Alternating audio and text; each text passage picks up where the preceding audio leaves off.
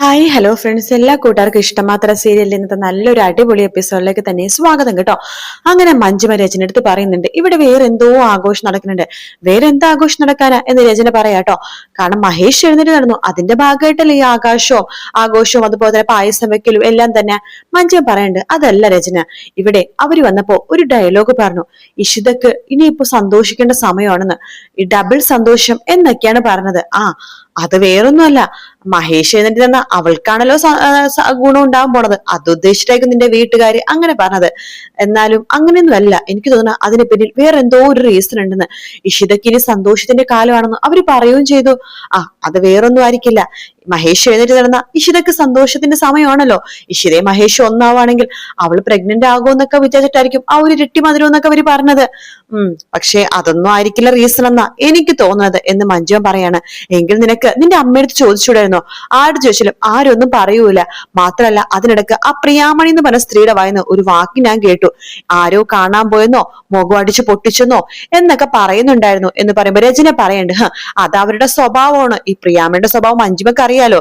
എന്തെങ്കിലും വന്നു കഴിഞ്ഞാൽ അവരെല്ലാവരുടെ മുഖം അടിച്ച് പൊട്ടിക്കാനല്ലേ നോക്കുള്ളൂ, അതായിരിക്കും ഉദ്ദേശിച്ചത് എന്ന് പറയാണ്. എന്തായാലും എന്തൊക്കെയോ കാര്യമുണ്ട്, ഇഷിതക്ക് എന്തോ സമയം വരാൻ പോകുന്നുണ്ട്. അമ്മ പറയണ കേട്ട അവളെന്തോ പ്രഗ്നന്റ് ആണെന്ന രീതിയിലാ അമ്മ സംസാരിക്കണത്. രചന പറയണ്ട്, മഹേഷ് നന്നായിട്ടിരിക്കുന്ന സമയത്ത് അവള് പ്രഗ്നന്റ് ആയിട്ടില്ല, പിന്നല്ലേ ഈ കിടന്ന കിടപ്പിൽ പ്രഗ്നന്റ് ആവണത്. അതൊന്നുമില്ല, അതൊക്കെ വെറുതെയാണ്. അല്ല, പ്രഗ്നന്റ് ആണെന്നല്ല രഞ്ജന ഞാൻ ഉദ്ദേശിച്ചത്. അങ്ങനത്തെ രീതിയിലുള്ള സംസാരമാണ് അവർക്കിടയിൽ ഉണ്ടായത്.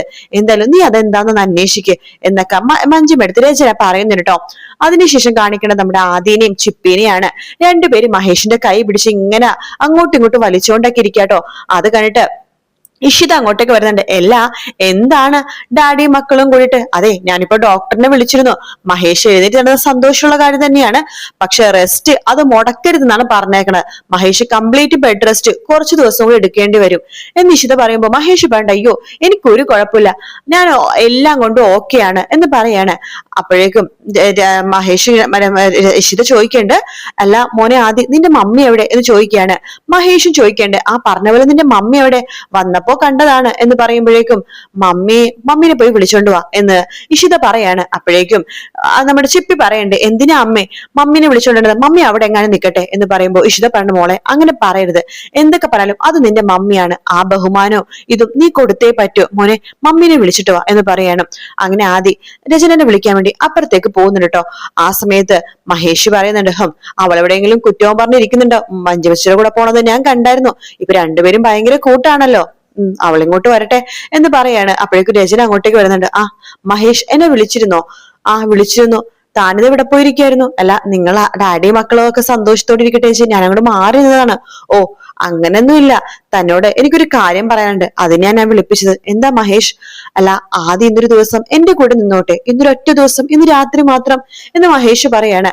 അപ്പൊ രചന പറയണ്ട, അയ്യോ മഹേഷ് അത് മാത്രം പറ്റില്ല കേട്ടോ, അത് വേറൊന്നുമല്ല, രാത്രി അവനെ വിട്ടുതരാൻ പറ്റില്ല മഹേഷ്, അതുകൊണ്ടാണ് എന്ന് പറയുമ്പോ അത് വേറൊന്നല്ല രചന, ഇന്നൊരു ദിവസം മാത്രമേ ഞാൻ ചോദിക്കുന്നുള്ളൂ എന്ന് പറയുമ്പോ രചന പറയുന്നുണ്ട്, മഹേഷ് രാവിലെ എപ്പോ വേണമെന്നുണ്ടെങ്കിലും അവൻ ഇവിടെ വന്നോട്ടെ, എനിക്കൊരു കുഴപ്പമില്ല, പക്ഷെ രാത്രി അവൻ ഇവിടെ നിന്ന് അറിയാലോ മഹേഷ്, എനിക്ക് അവൻ മാത്രമേ ഉള്ളൂ ആകെ കൂട്ടായിട്ട്, അവൻ ഇങ്ങോട്ട് വന്ന് നിന്ന് കഴിഞ്ഞാൽ ഞാൻ ഒറ്റപ്പെട്ടു പോകും മഹേഷ്, അതുകൊണ്ടിട്ടാണ് എന്ന് പറയുമ്പോ മഹേഷ് പറയുന്നുണ്ട്, രചനയും നിങ്ങളൊക്കെ കേൾക്കാൻ വേണ്ടി ഞാനൊരു കാര്യം പറയാം. ഞാൻ ഹോസ്പിറ്റലിൽ മരണത്തെ മുഖാമുഖം കണ്ട് കിടക്കുന്ന സമയത്ത് എനിക്കൊരു സ്വപ്നം ഉണ്ടായിരുന്നു, വേറൊന്നുമല്ല, എനിക്ക് അവസാനമായിട്ട് എന്റെ മക്കളുടെ രണ്ടുപേരുടെയും കൂടെ കിടന്ന് ഒന്ന് ഉറങ്ങണമെന്ന്. എന്റെ രണ്ടു വശത്തും, എന്റെ വലതുവശത്തും ഇടതുവശത്തും എന്റെ മോനും മോളും ഉണ്ടാവണം, എന്നിട്ട് അവരുടെ അടുത്ത് വേണ്ടിട്ട് കിടന്നിട്ട് വേണം എനിക്ക് മരിക്കാമെന്ന്. അതെന്റെ ഒരു വലിയ ആഗ്രഹമായിരുന്നു ആ സമയത്ത്. ആ ഒരു ആഗ്രഹം മനസ്സിൽ ഇപ്പോഴും തങ്ങി നിൽക്കുന്നതുകൊണ്ടാണ് ഞാൻ പറയണത്. എന്റെ മോനെ ഇന്നൊരു ദിവസം എന്റെ കൂടെ വിടാമോ എന്ന് ചോദിക്കുകയാണ്. അത് കേൾക്കുമ്പോ ആദ്യം പറയണ്ട, മമ്മി പോയിക്കോ, ഞാൻ ഇന്നൊരു ദിവസം ഇവിടെ നിൽക്കാൻ പോകുക എന്ന് പറയുമ്പോ ഇഷിതക്കൊക്കെ ഭയങ്കര സന്തോഷാവാട്ടോ. മോനെ ആദി, അത് ശരിയാവില്ല, നീ എന്റെ കൂടെ വരണം, വന്നില്ലെങ്കിൽ ശരിയാവില്ല, മമ്മി ഇന്നൊരു ദിവസം ഞാനിവിടെ നിന്നോട്ടെ, മമ്മി പോയിക്കോ, മമ്മി ഒറ്റക്ക് പോയിക്കോ, ഞാൻ വരുന്നില്ല. മോനെ ആദി, നീ പറയണൊന്ന് കേൾക്ക്, നീ രാവിലെ എപ്പോ വേണമെങ്കിൽ നിന്റെ ഡാഡിനെ കാണാൻ വന്നോ, പക്ഷെ രാത്രി മാത്രം ഇവിടെ നിക്കല്ലേ മോനെ എന്ന് പറയാണ്. മമ്മി അടുത്ത് പോവാനല്ല ഞാൻ പറഞ്ഞത്, ഞാൻ നാളെ രാവിലെ വന്നോളാം. രചന പറയുന്നുണ്ട്, മോനെ ഞാൻ 10 മിനിറ്റ് താഴെ നിനക്ക് വേണ്ടി കാത്തിരിക്കും, നീ അതിനുള്ളിൽ വന്നിരിക്കണം എന്ന് പറഞ്ഞിട്ട് രചന നിലത്തേക്ക് പോവാട്ടോ. ആദി സന്തോഷത്തോടെ നിൽക്കണം, ഞാൻ ഇവിടെ നിന്നോളാം ഡാഡി എന്ന് പറയുമ്പോ മഹേഷിനും ഭയങ്കര സന്തോഷമാവാട്ടോ. അതിനുശേഷം കാണിക്കുന്നത് രചനേനെയാണ്. രചന അങ്ങനെ ഒറ്റയ്ക്ക് തന്നെയായിട്ട് വീട്ടിലേക്ക് പോയിരിക്കുന്നത്. രചന അവിടെ ഇരിക്കുന്ന സമയത്ത് അവിടെയൊക്കെ ആകാശ് കുടിച്ച് ലെക്ക് കെട്ട് വരുന്നുണ്ട്. ആകാശ് അവിടെ വന്ന് ഇങ്ങനെ ഇരിക്കാട്ടോ. രചന പറഞ്ഞിട്ട് ആകാശ് എത്തിയോ? എന്താടി നീ എന്നെയും കാത്തിരിക്കായിരുന്നോ? കൊള്ളാം, ഞാൻ ആകാശിനെ കാത്തിരുന്നാ കുഴപ്പം, കാത്തിരുന്നില്ലെങ്കിൽ കുഴപ്പം. ആകാശ് വാ, ഭക്ഷണം കഴിക്കാം, എന്നിട്ട് പെട്ടെന്ന് കിടക്കാം, എനിക്ക് വല്ലാതെ ഉറക്കം വരുന്നു.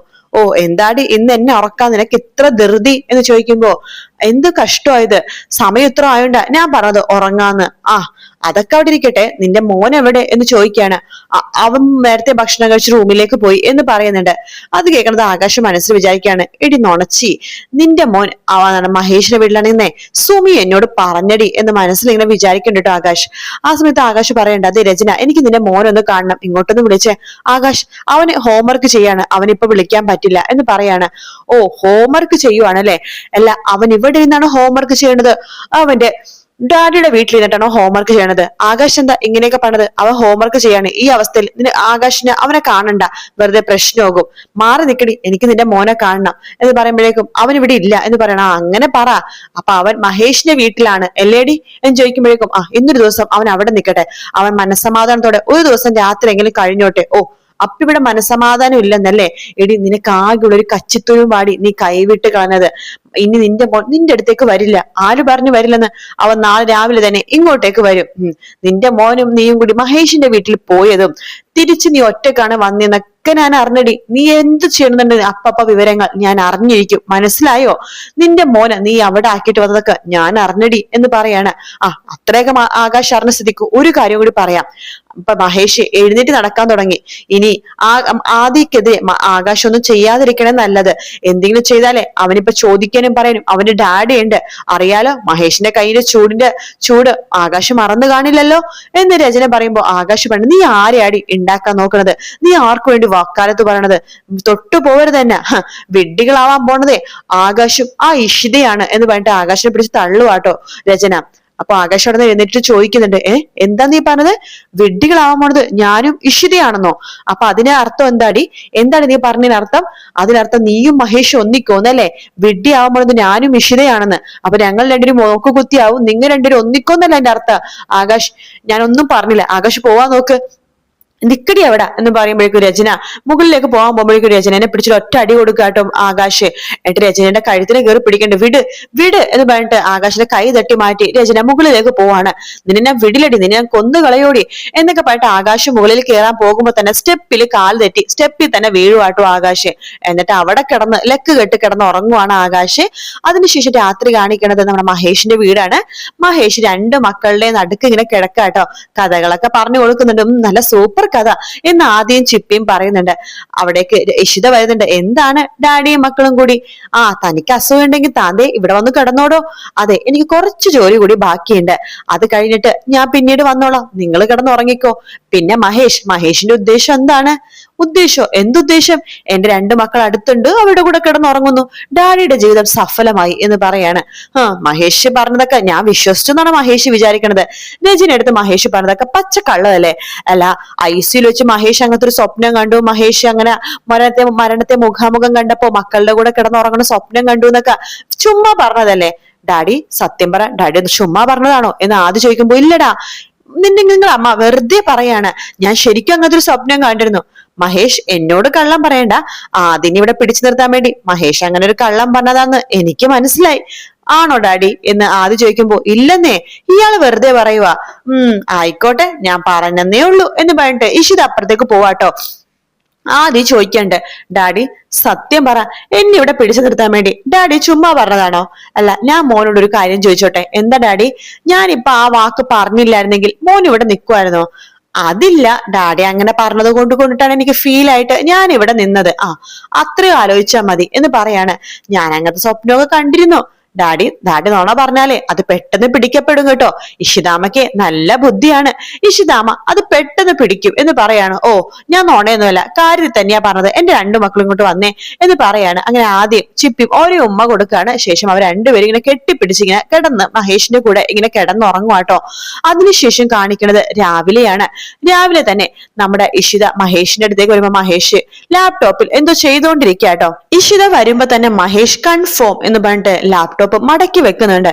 എന്താ മഹേഷ്, എന്താ കാര്യം എന്ന് ഇഷിത ചോദിക്കുമ്പോ, എല്ലാം ഞാനേ ഒരു ടിക്കറ്റ് ബുക്ക് ചെയ്യായിരുന്നു. ടിക്കറ്റോ? അതെ, നമുക്ക് 4 പേർക്ക് കൂടി ഒരു ട്രിപ്പ് പോകാനായിട്ട്. മഹേഷ് എന്താ പറഞ്ഞത്? ഈ അവസ്ഥ ട്രിപ്പ് പോകാനോ? വേണ്ട മഹേഷ്, അത് പറ്റില്ല. എടോ, ഞാൻ ഡ്രൈവ് ചെയ്യുന്നില്ല, താൻ ഡ്രൈവ് ചെയ്താൽ മതി. നമ്മൾ തൊട്ടടുത്ത സ്ഥലത്തോടെ പോണത്. ഞാനേ നമുക്ക് താമസിക്കാൻ നല്ലൊരു റിസോർട്ട് ബുക്ക് ചെയ്തതാ. തനിക്കറിയാലോ നമ്മൾ ട്രിപ്പ് എന്തിനാ പ്ലാൻ ചെയ്തത്. മഹേഷ്, അതൊക്കെ കഴിഞ്ഞില്ലേ? പക്ഷെ നമ്മുടെ എല്ലാം കഴിഞ്ഞു. പക്ഷെ വീട്ടുകാരത് വിശ്വസിക്കുന്നില്ലല്ലോ. അവരുടെ മനസ്സിൽ ഇപ്പോഴും ഇഷിതയും മഹേഷും രണ്ടും രണ്ട് ധ്രുവങ്ങളായിട്ട് നിൽക്കുന്ന ആൾക്കാരാ. മഹേഷ്, അതിനു വേണ്ടി അവരെ ബോധ്യപ്പെടുത്താൻ വേണ്ടി ട്രിപ്പ് പോകണ്ട. ട്രിപ്പ് ഒക്കെ ഒന്ന് കേൾക്കുമ്പോ തന്നെ എനിക്ക് പേടിയാവാ. 2 പ്രാവശ്യം ട്രിപ്പ് മുടങ്ങിയപ്പോ എന്താ സംഭവിച്ചെന്ന് അറിയാലോ. 2 പ്രാവശ്യം മുടങ്ങിയപ്പോ അത് ഇതൊക്കെ സംഭവിച്ചു. പക്ഷെ ഇത് 3ാമത്തെ പ്രാവശ്യമാ. 1ലും 2ലും മുടങ്ങിയ 3എന്നല്ലേ പറയണത്. നമുക്ക് ട്രിപ്പ് പോവാം. താൻ ഇനി ഒഴിവൊന്നും പറയല്ലേ. നമ്മുടെ കൂടെ നമ്മുടെ മക്കളും ഉണ്ട്, നമുക്ക് അടിച്ചു പൊളിക്കാടോ എന്നൊക്കെ മഹേഷ് പറയുന്ന ഭാഗത്തോടെയാണ് ഇന്നത്തെ എപ്പിസോഡ് തീരുന്നത് കേട്ടോ. നാളത്തെ പ്രൊമോയിൽ കാണിക്കണത് ആദി തിരിച്ച് വീട്ടിലേക്ക് വരുന്നുണ്ട്. ആദി വന്നിട്ട് പറയുന്നുണ്ട്, ഞാൻ ഡാഡിയുടെയും ഇഷിതാമ്മയുടെയും ചിപ്പിയുടെയും കൂടെ 2 ദിവസത്തേക്ക് ട്രിപ്പ് പോകുക എന്ന് പറയുമ്പോ ആകാശ് പറയണ്ട, അങ്ങനെ നീ എവിടേക്കും പോകാൻ നിക്കണ്ടടാ എന്ന് പറഞ്ഞിട്ട് ആദിനെ പിടിച്ചു വെക്കാൻ നോക്കുമ്പോഴേക്കും അവിടേക്ക് മഹേഷ് വരാണ്. എന്റെ മോനെ തൊടാൻ മാത്രം ധൈര്യം ഉണ്ടോടാ നിനക്ക് എന്ന് പറഞ്ഞിട്ട് മഹേഷ് ആകാശിനെ പിടിച്ച് നിലത്തിട്ട് ഉരുട്ടി എടുക്കുവാട്ടോ. അതിനുശേഷം ആദ്യം ചിപ്പിയും മഹേഷും അതുപോലെ തന്നെ ഇഷിതയും കൂടി ചേർന്ന് ട്രിപ്പ് പോകാണ്. അവർ കുറെ സെൽഫി ഒക്കെ എടുക്കുന്നുണ്ട്. അടിച്ചു പൊളിച്ചൊരു ട്രിപ്പ്. അതാണ് നാളത്തെ പ്രൊമോയുടെ ഹൈലൈറ്റ് കേട്ടോ. വീഡിയോ ഇഷ്ടപ്പെട്ടാൽ ലൈക്ക് ചെയ്യുക, സബ്സ്ക്രൈബ് ചെയ്യുക, കമന്റ് ചെയ്യുക. മറ്റൊരു വീഡിയോ ആയിട്ട് കാണാം friends. Take care, bye bye.